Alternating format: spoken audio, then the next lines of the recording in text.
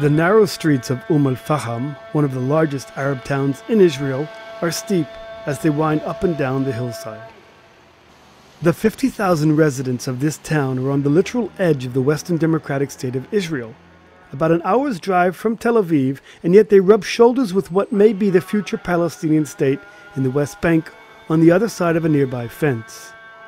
They are Arabs, but they are part of Israel, eternally torn between identities. We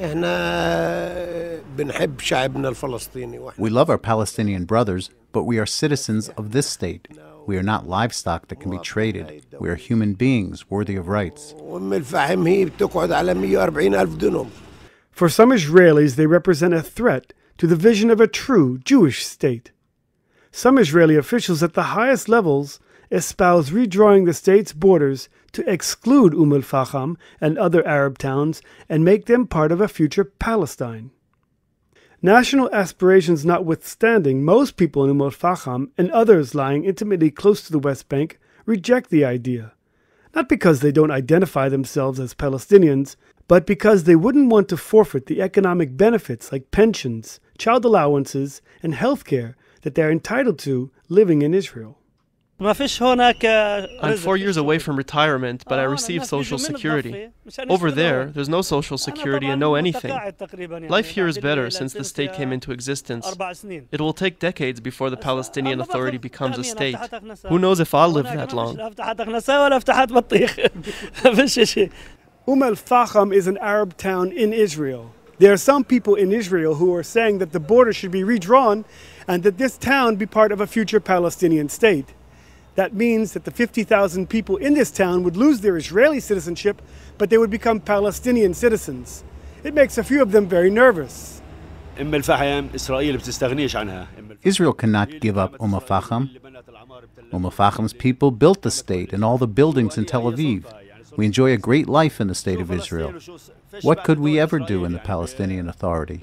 al-Faham is the economic, social, and religious center of the area known as the Triangle of Arab towns around the Wadi Ara Valley.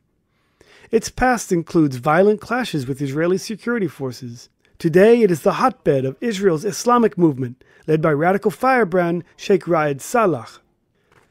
Hamed Akbaria, editor-in-chief of the newspaper Mouthpiece of the Islamic movement, says he isn't worried about all this talk about being cut out of Israel.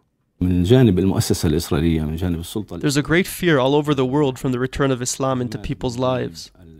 A Palestinian state will never be. This country is not wide enough to accommodate two states for two peoples, so annexation will never happen. The younger generation is more defiant than their elders. If they give us all of our land, they can annex us, not only to the West Bank, but to Jordan, as far as I am concerned. The al-Faham Art Gallery opened 15 years ago, and curator Saeed Abu Shakra says his main goal was to boost art in the Arab sector, a difficult task in this town of mostly farmers and construction workers. We've turned al-Faham into the cultural center for all Israeli Arabs and Palestinian artists too. Asked about national aspirations, Abu Shakra sighs and collects his thoughts. The folks in al-Faham have nationalist aspirations to see the Palestinian nation within the boundaries of an independent and free state. Those are our national aspirations, but ask us if we want to remain in Israel or not, 95% will prefer to remain.